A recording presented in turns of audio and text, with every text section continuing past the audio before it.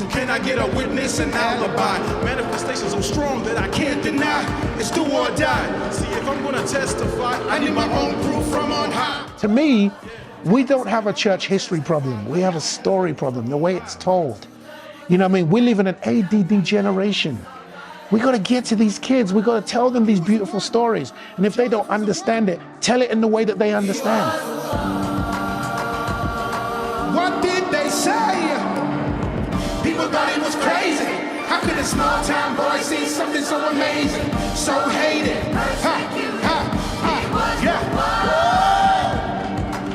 All right.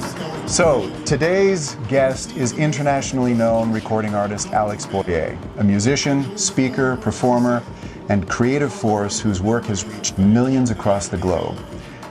From viral music productions to deep personal messages about identity, faith, adversity, and hope, Alex has carved out a voice and a style entirely his own. It's a real privilege to have you here today, Alex. Wow, can I steal that intro? You may. Thank you, so glad. Thank you for the invite. This is well, awesome. And I don't want to overstate it, but you really are known all over the world. Yeah, That's weird. Where have you performed? All over the world? Yeah, I guess so. Yeah. A few places. Well, I have to tell you, so I've lived most of my adult life in France. My children spent most of their lives in France. Wow. And in 2016, we were in Utah. So these kids were these were French kids growing up speaking English, okay? So we're in Europe, but we come here to Utah in 2016. We go to the Comic-Con to see Mark Hamill and Oh my gosh. and William Shatner, and we're walking down the somewhere, and all of a sudden one of my kids goes, "Oh my gosh, that's Alex Boyé." And I'm like, "What? Where?" He's over there. And so I go over to you and I, "Alex, I hadn't seen you for a long time." We start talking and we're blah, blah, blah, and then we leave, and my kids go, "I didn't know you knew Alex Boyé." And I said, "I didn't know you knew who Alex Boyé is." Sometimes I don't know who I am. So anyway, you're known Wow. all over the world. That's so cool. You're known all over the world. So, well, it's a privilege to have you here because we're going to be talking about a project of yours that I think you need to be really proud of. Oh, thank you. Thank you. Hopefully most of us have heard some of the music from this, but it's the King of New York. Yes. Tell me who's the King of New York? The King of New York, it's not Jay-Z, it's Joseph Smith. And the reason why I came out with that name was I've been working on this for about 10 years. It actually started, well, there's so many places where it started, but one of the big ones is a few years ago, I was in the Timpanogos temple. And I asked the question in the celestial room, "Lord, what am I supposed to be doing?" Right? We ask that question every now and then. And it wasn't in terms of my career. I knew I'm an entertainer. I knew that's what I'll be doing all my life. But what I was supposed to do that week, and I literally got chastised in the most loving way. Where literally the Lord said, "Alex, I've been telling you for the last 10 years what you're supposed to be doing, but you haven't been doing it." Wow. I'm like, right? And then I asked, you've been having these impressions. Yes. He knew, I knew after that. And then, because then I asked the question, like, what is, then before I finished, I knew. And then I said a prayer and I got this really strong impression again. You are supposed to use all your gifts and talents that I've given you, reminding me whose it is, right? Yeah. All your gifts and talents, you're supposed to use it to make the name Joseph Smith a household name amongst the youth. Wow. I don't know whether that meant, and I still don't know whether it meant the youth of the church or the youth of the world, but whatever it is, it was so clear. And I thought, wow. And then I didn't realize that it was the Lord's thing. I just had this, I'm going to try this. And for the last 10 years, I write and I do a couple of songs and then I get distracted or I've got to go and get a job and, and pay support, all these things. Yeah. And so that was the day when I realized that was coming straight from the Lord, and the Lord was saying, "You got to do this." And then when I opened my eyes, there was a gentleman standing in front of me. And he says, "Hey, I saw you praying. I didn't want to disturb you." So this is in the celestial room in the temple. And he says to me, "My name is Mike Kennedy Jr. I'm the third great-great-grandson of Joseph Smith, and I feel I'm supposed to talk to you right now." I'm looking around, and I thought I was punked. I'm like, am I being punked right now? In the temple? I lost it. See, when black people get excited, we run. Right. So I'm trying to be reverent, right? I'm looking at this guy. I'm like, I can't deal with you right now. I've got to go take a walk. So I do a slight canter. Burn off some energy here. Because I'm just thinking, what is going on? So I do a slight canter around the table, with the big chandeliers on and then I get back to him. I'm not ready yet. I go back around again, and I sit with him, and he's just laughing, And then he sits with me and starts telling me some of the most sublimest things about Joseph Smith that I didn't know. And there's few things I had inklings or a little bit of this, a little bit of information here and there. But one of the ones that got me the most was telling me 1844, Joseph Smith ran for president of the United States. He was tired of all the persecution that they were getting. He goes to Richard Van Buren. He says, look, we're getting all this persecution. We need help. We're Americans, And Van Buren, who was the president of the United States at the time, says, sorry, I can't help you. Because I need the non-Mormon Missouri votes. And what's the quote? Your cause is just, but I cannot help you. Yeah, I can't help. And I've got that in the song. There's actually a song that I'm talking about, singing about that. But what was crazy, and I remember I saw this footnote that said that Joseph Smith, when that happened, he prophesied that he would not make re-election. That's right. And he didn't. That's right. I was just blown away. Not only that one, Yeah. in 1844, when Joseph Smith is running, Yes. he's running against Van Buren. He runs again that year. That's crazy. You didn't know Yeah, that? no, I That's didn't know awesome. that. Yeah, he ran again. Yeah. He's like, oh, you again. Isn't that crazy? Now he's running against Joseph Smith. Yeah. That's It's like, great. what? And then the one that's really hit me the most is, when Brother Joseph, his platform, one of his main platforms was that he said, if I become president of the United States, I'll free all the black women, men, children in America, and I will do it in 6 years. And he has this manifesto where it's written out exactly how he was going to do it. Nobody's ever done anything close to that. I remember there's an article that came out in the Church News where there's a gentleman, he was a reverend, there's a big deal in the Morehouse College, the black college Martin Luther King went to, and they put up Joseph Smith's picture in there. It's like this abolitionist Hall of Fame type thing. Right. And they put up a picture of Joseph Smith right next to President Lincoln. Wow. That was such a huge deal. And then this reverend said that Joseph Smith was Lincoln before Lincoln. Yeah. That was mind-blowing. How was it taken, though, from the students to see? Oh, there was a whole bunch of uproar. Many of the students and the faculty were ticked. They were mad. But then he went to them and he said, y'all need to do your research. Yeah. And he started getting information from Don't jump to Smithsonian and all this stuff. conclusions. And they saw the facts. They saw it there. Yeah. That's why they were celebrating this man. I didn't know that. And then we're talking about months later, after he'd made this manifesto, that what he would do, he was killed in Carthage jail. Now, here's the thing. He didn't have to say that. That was political suicide. He was already in. And so to me, I'm thinking, here's a brother that literally died for people that look like me. It was different for me. And I remember President Oaks talked about how it was a political assassination. Yeah. He was getting so powerful to the point where America started fearing this man because they said, if he becomes president, America's going to look a lot different. In fact, they said that it would have averted the Civil War.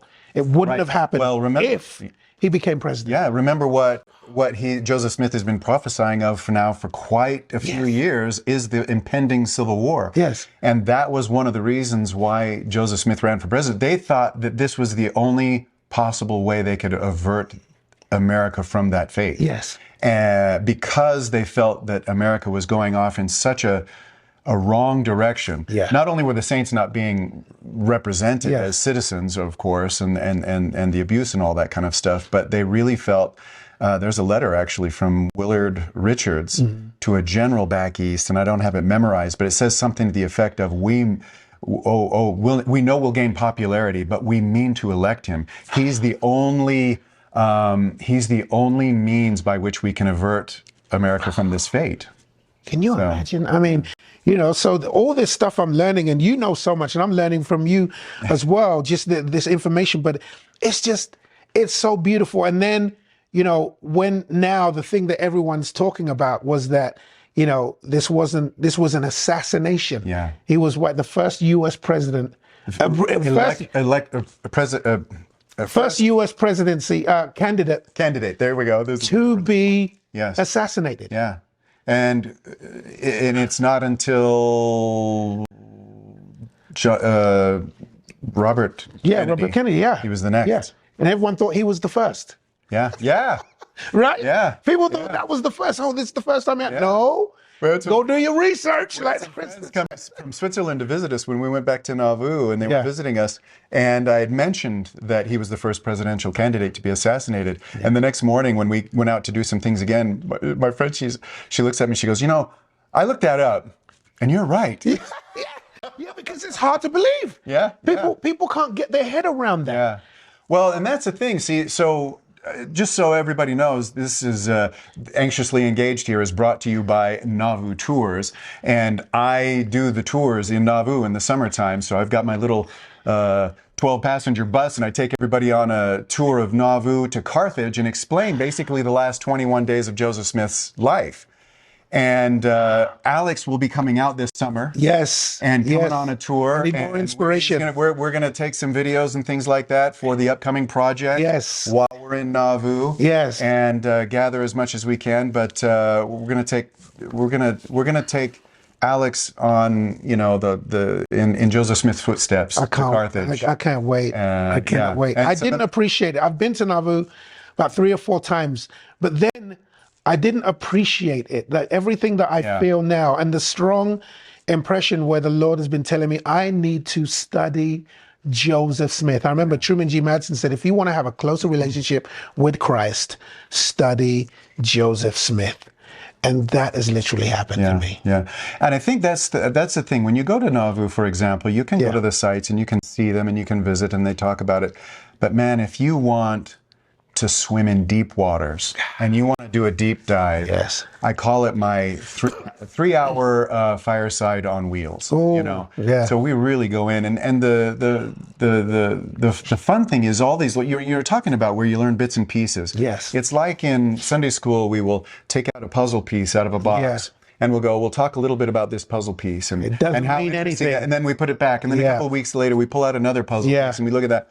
But what you need to happen is let's put those puzzle pieces up on the wall. Yes, so you can connect see all piece. this stuff. It is amazing. Well, it sounds to me, Alex, like your project, you know, some projects are meant to entertain people. Yeah. Some projects are meant to impact people. And it sounds to me like with your project here about Joseph Smith, you're looking to impact people. How so? Yes, I see it as entertainment. Entertainment. Yeah, that's cool. What it is for me. But really, it's no. I take no credit for it. It's something that every time I've wanted to do something else, I kept coming back to this one. Every time I have managers and agents and all these people trying to get you out to Hollywood and do all this stuff, you know, and that was great. That's what I wanted to do. That's where I wanted to go. They weren't forcing me, right? But I just kept getting pulled back to here. And sometimes the Lord would take stuff away, so that they can bring me back to this. You know, they talked about when you paint yourself in the corner. Yeah. That's literally how I felt with this. There was no other direction to go. So I don't take this credit where I'm like, oh yes, I've got this idea. It's going to be wonderful. No, you know, it was always the last thing on my mind. And now it's become the first thing with experiences I've had, for spiritual experiences, people that I've connected with who have helped me. Even you just be telling me we're at dinner, like lunch, you know, and then you tell me about all this stuff. You do novel tours. You know about Joseph Smith. You've got all this history. You could talk through 3 hours worth of it. I'm like, wait, what? What? I need to talk to you. You know? But I have a friend whose language of communication is musical theater. She loves it. Yes. And so it's a common question, but what about music is so superior in impacting people Yeah. rather than just language alone. I mean, because the King of New York is a musical. Yes. Yeah. So there's a scripture that I love, Doctrine and Covenants 90:11, and it says, "And they shall receive the gospel in their own language and tongue." And I always wondered what tongue meant. I know what language is. You send the missionaries out, they, go to the mission and the MTC, and they're learning French, Spanish, all the languages. So I know the language, but I always wondered what tongue was. And I just had this, I was sitting in Sacrament, and I just had this strong feeling, tongue is culture. And culture is one of the most powerful. Right now, the most powerful culture on the planet is hip hop music, rap music. Love it or hate it. In the 70s, it was rock, right? Yeah. Everything was rock. Saturday's Warrior used rock music. That's right. To push forward the story, right? Yeah. And it was just it blew people away at that time. It was forward thinking. Yeah. Well, And so that's, to me, that's kind of what this is, and I'm saying that I want to tell the story of the founding fathers of the church through hip hop. Now, someone had done it, Lin-Manuel Miranda, he did it with Alexander Hamilton. Yeah. He told the story of the founding fathers using hip hop.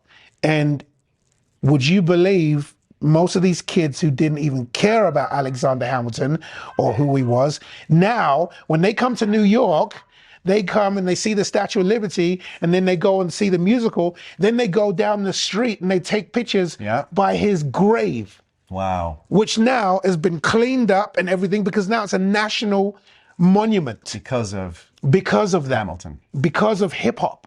Well, yeah. You see, because everyone had been telling the story of Hamilton. Right. Right? I mean the play Hamilton. Yeah, The but hip-hop. it wasn't until they used that culture to tell the story, all of a sudden it just blew up. It meant something to the rising generation. Because it hit them in the language that they understand. Yeah. And that's what, now I'm not saying that this is how I came up with the idea. The Lord just kept telling me, do this, do this, do this. And then I look back and I said, oh my goodness, that is a way to tell that story to the kids of today, to the youth of today, where they're not going to be bored. Sometimes you talk about church history and they yawn, unless they come to Nauvoo and they listen to you. You know what I mean, on your tours, because you keep it standing on interesting. tables and Exactly. things out, but You have to tell the story differently now. Yeah. It's like we don't have, to me, we don't have a church history problem. We have a story problem, the way it's told. You know what I mean? We live in an ADD generation. We got to get to these kids. We got to tell them these beautiful stories. And if they don't understand it, tell it in the way that they understand. And that's my reasoning for doing this. I've always loved Joseph Smith.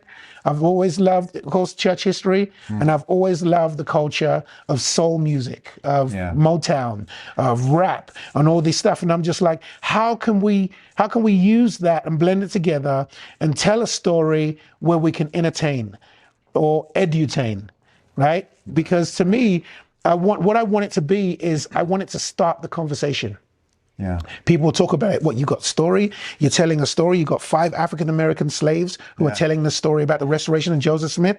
Yes. Yeah. Okay. Now, maybe once you get to this and hear this, you want to listen and hear more of these other Black pioneers, untold stories that's never been told, or that you've heard little jigsaw pieces about, that now we can put this together and it maybe spur you to want to know more about the history. I want you to tell me a little bit about this, because when we were at lunch the other day and I asked you, I assumed that maybe your character was Brother Abel's. Yeah.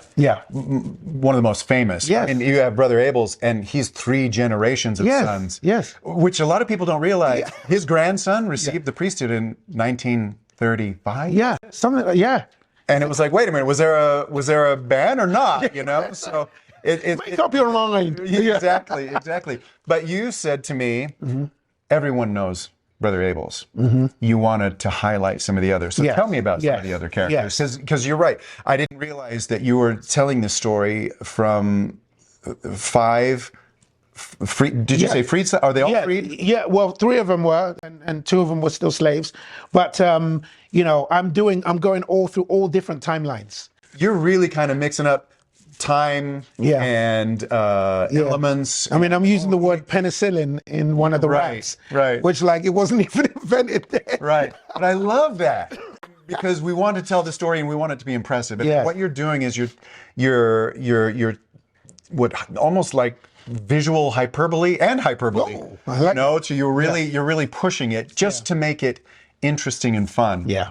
Yeah. I mean, exactly the words of the song when it opens, a cat dug up some love letters from the ground. Yeah, I'm like, dude, that is so Alex, man. Yeah. And But tell us about some of these characters because one of them, my wife almost was brought to tears, right? We're just having lunch in this noisy restaurant. Yeah. I'm going to cry, so. one of the characters is Samuel D. Chambers, and he was born in Mississippi, Pickens County.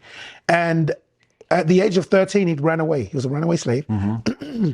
He ran into the town, and he saw these two missionaries teaching the gospel. And nobody was paying attention to these missionaries. People were spitting on them, telling them to get out of town, all this type of stuff.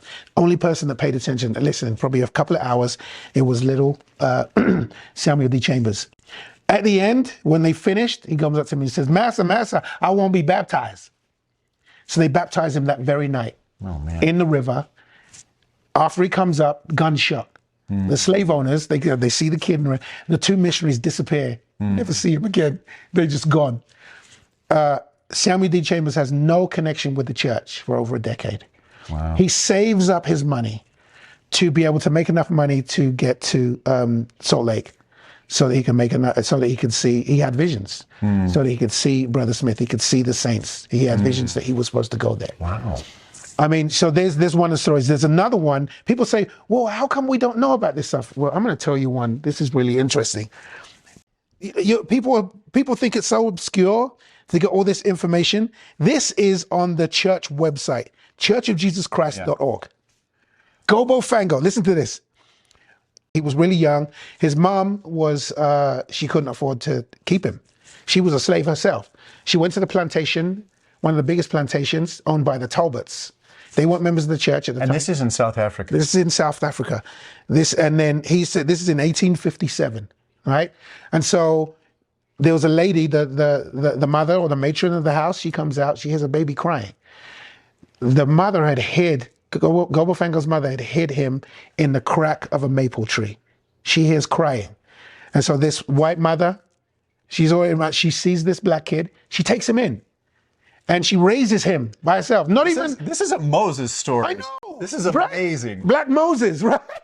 I wouldn't it's doubt insane. he was in the bushes making sure that Who knows? Whatever. Yeah, but that is a Moses story. Yeah. That's amazing. And then so it's talking about here. So this is the Talbots. The Talbots, they have missionaries turn up at their house, at the plantation. Wow. The Talbots are being taught the gospel. Wow. Brother Talbot loses it. He is so enamored by the gospel and what he's learning, he gets rid of his slaves. Wow. Then he says to Gobo, you're free to go. Go. Gobo said, I'm not going. He said, no, you can go. You are free. I'm not going. I'm your family. So he said, by the way, the Talbots had a dream that they were supposed to come to Salt Lake. Wow. They had a witness. And so they sold everything. And then they get on a boat. While they're on the boat, there's talk that there's a runaway slave on the ship. So they hide Gobo Fango in a Persian rug. And then they put that Persian rug in a lifeboat. Right? Wow. It's like some Titanic, right? On those lifeboats. Right. And then eventually, they get on a train. And while they're on the train, again, there's word that there's a runaway slave. So they hide Gobo Fango under the hoop of the Talbot, Sister Talbot's dress. Oh, man. So they have joined the church now. And so they are just like, their goal is they want to get to the promised land. They want to come and see and be with the saints. Wow. And so this whole story is just mind blowing. Anyway, fast forward, Gobo Fango's older now. All right. And I believe he's married. I think he's got a couple of kids, but he ends up in Idaho. And while in Idaho, he's doing very, very well in farming, making good money, insane amounts of money that a person his color should never, ever see, according to most people, right, at the time. So anyway, there was a German family that lived next door. And so, of course, there's always battle between the borderline right? Of where does my property end and yours begin? And they kept fighting all the time. So the German gentleman, he decides to do something really sneaky. He takes one of his sheep and he just shoves it over to Gobo Fango's land, and then he accuses him of stealing one of his sheep. They get into a fight, altercation. He gets shot. Gobo Fango gets shot, and he walks a mile, blood, guts coming out and everything, walks a mile to his bishop's home. He asks his bishop to write a will, and he wills all his property and his farm to the Church of Jesus Christ of Latter-day Saints. Dies. Wow.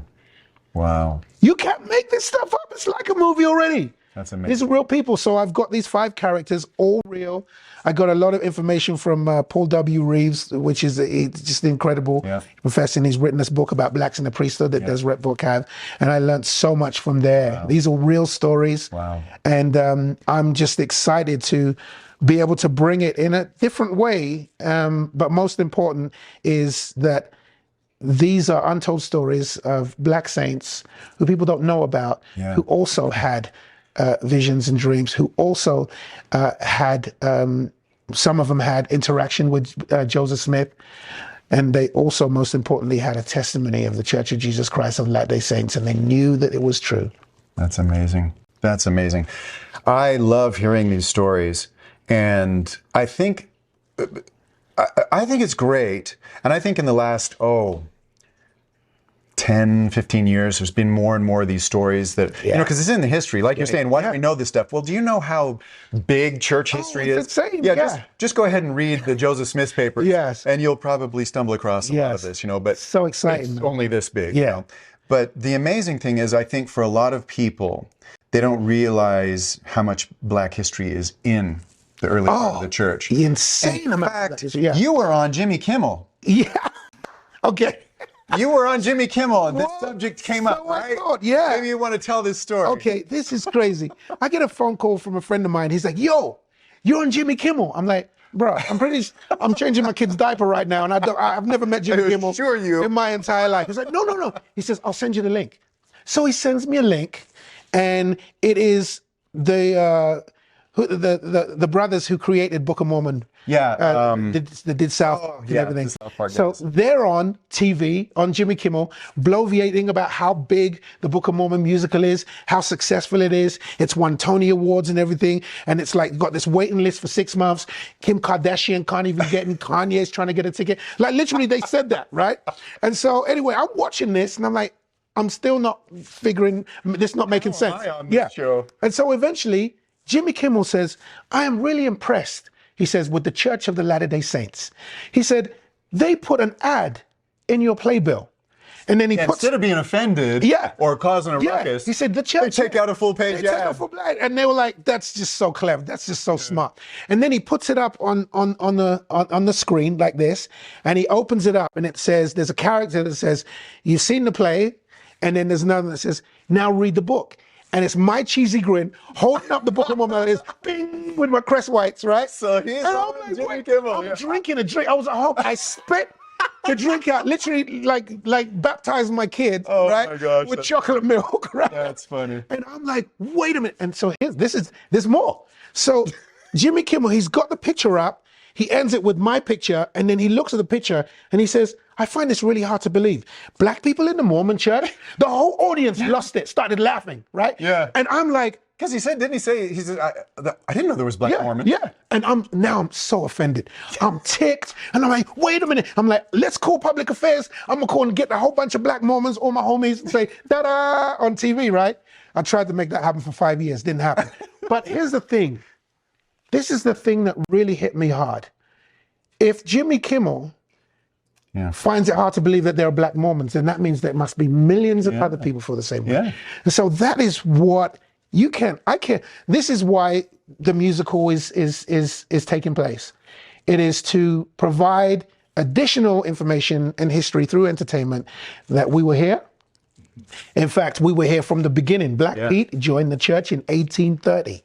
right? So there was brothers joining the church the same time. Well, we were just talking about Brother Abel's. He Yeah. was a 70. He Yes. went on several missions. Yes. And baptized lots and lots of people. He was a general authority. This brother was a general authority in the 1800s. This black brother, You know? teaching the gospel, and apparently he was very powerful missionary, and he Yeah. taught with extreme power. I actually is what did a was taught. video called "Are Mormons Racist?" and I go into some of the history of that. It's not one of my more popular ones because I wonder why.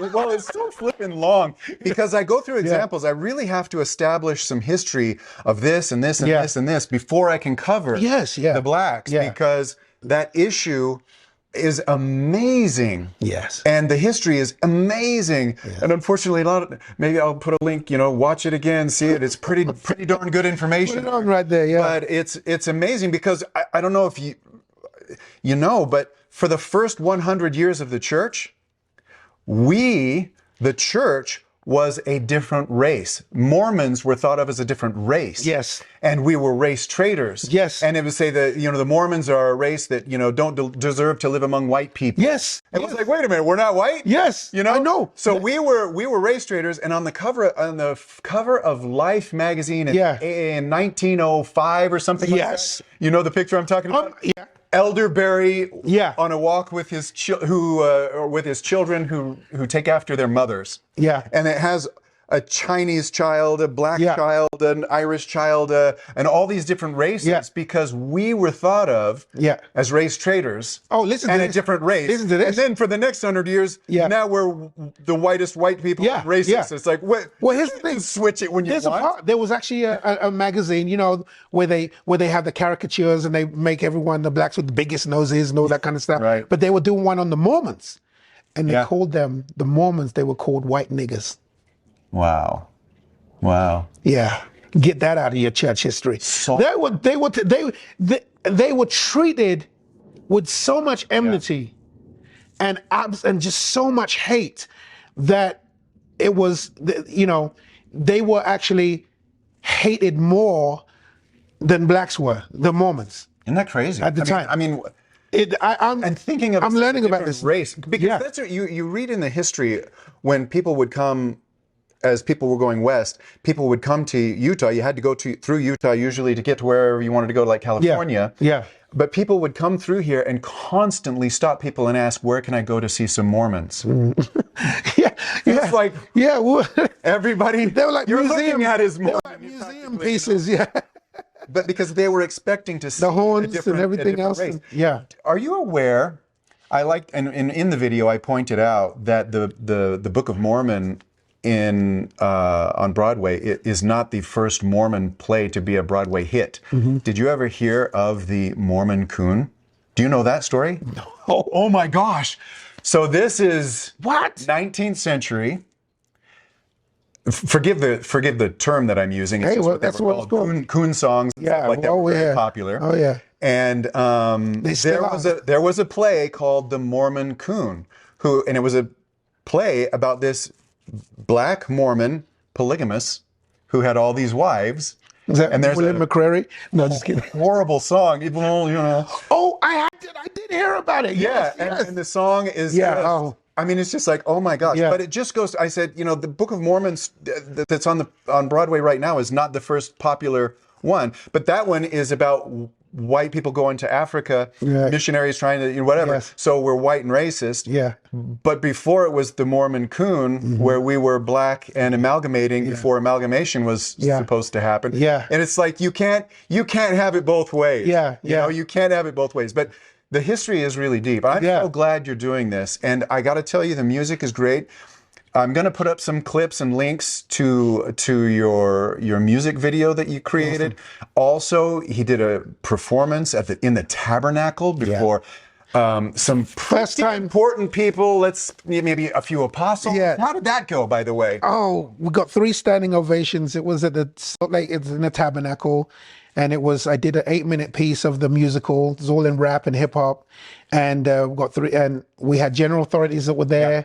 It was approved by the church. It was the first time rap and hip hop was ever performed in the Tabernacle. And you got Brother Brigham might have turned in his grave. I don't know, but You got three But it was brilliant amazing. ovations. Yeah. So, but how did that make you feel, knowing that you were about to perform in front of all those general authorities and all these people? And I threw up 3 times before I went on stage. I thought, I love that story. One of 2 things. Either they're going to excommunicate me, or they'll take away my temple record.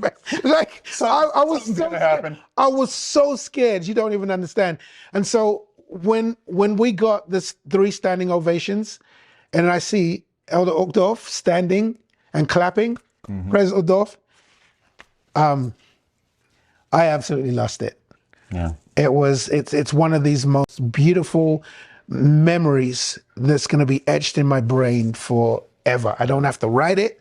I don't have to take a picture of it. I don't need a selfie of it.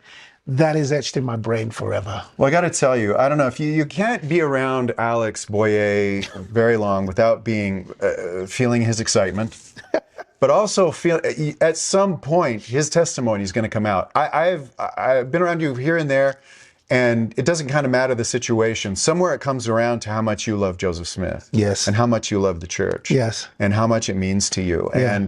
and this, you know, the King of New York is your testimony of Joseph Smith. Yes. And I mean, it is touching. It is touching. And most importantly, it's my testimony of what Joseph Smith's purpose is, to lead everyone to the Savior. That is the main purpose of this. Is about Christ. Right. You know, I know that some people, you know, they say that our church, that we worship, you know, all that type of stuff. And I've even had this because I'm calling the King of New York. But, you know, you go to the temple, we're all kings. Hello. You know what I mean? Yeah. And I had prayed about what to call it. And the first thing that came was American Prophet. But then PBS did the thing and everyone uses the word. And then I was running with it, and I had a really strong impression that I needed to make it sound more secular. Yeah. So this is what the brothers would say. You know, when they're doing something, they say, man, you the king, man, you the Exactly. man. So I wanted that term You're to be using hyperbole. Yes, it was and of that everything respect that about we give him. this. Yeah. Like I said, yeah. the graphics, Yeah. the words, Yeah. the music. The cool thing, and I mentioned that there's a play, we also need to be telling people what's going to be happening in August. August the 22nd, the premiere is happening, 60-piece orchestra, the cast, the 5 lead rappers, and it's August the 22nd at the Eccles Theatre. All right. Now, and the information for all this stuff is in the description below. But we're pushing this and letting everybody know that this is coming. Yeah. And that you can see it. And this is going to be a very special occasion. Yeah. But also what you're doing ultimately is also, we're trying to raise some money. First of all, the theater is doing a lot of things. They're actually donating a lot to get this done. Yeah. But we do need to raise some money to pay for ancillary things and all that kind of stuff. And it's not a small amount, but it's not as much as I was expecting. I know you from the old days when we used to do movies. That's and right. Movies were more expensive. So, but if somebody wants to donate some money, because we need like $60,000. Yeah. That's if 60 people could donate $1,000, or if 120 people can donate $500, or you get it down to where if everybody donated $50, we can get all this taken care of. I want to make sure the cost is all paid. I'm not about doing freebies and having people come and do me favors. Except for you, you do lots of favors yourself. Well, you know, we all do it at one point, but this is, you know, I have some of the most incredible people behind the scenes who could be asking for insane amounts of money. Right. I could have one person that I could pay $60,000. Exactly. You know what I mean? That's do what what I'm they're saying. doing. They really donate. Everybody has donated a ton of things, but we do need to come up with some money. Yes. Where can people do this? Can we should we put the information in the just put the information. Yeah, the link will be there. Okay. They can just we'll get click that the taken link care of because we really do need to get this moving, because this step, putting this in theater form the way it is literally the first step. We want to get it out, we want to get it known. But then what do you want to do with that after? Then the next step will be a concert movie. So we will film that and we'll turn it into a concert movie where people can go to theaters and watch it. So, you know, red carpet, the whole thing. Want to release it all across America. And then eventually, I'd like to get it on Broadway. So that's the ultimate goal, and we could really use a lot of help. And those of you who are interested, let us know. We'll figure out a way. Help a brother out. Yes. Call 1-800. People need help. Thank you so much, Thank Alex. you. I Sharon, really you the man, bro. Appreciate it. All right, guys. Be anxiously engaged.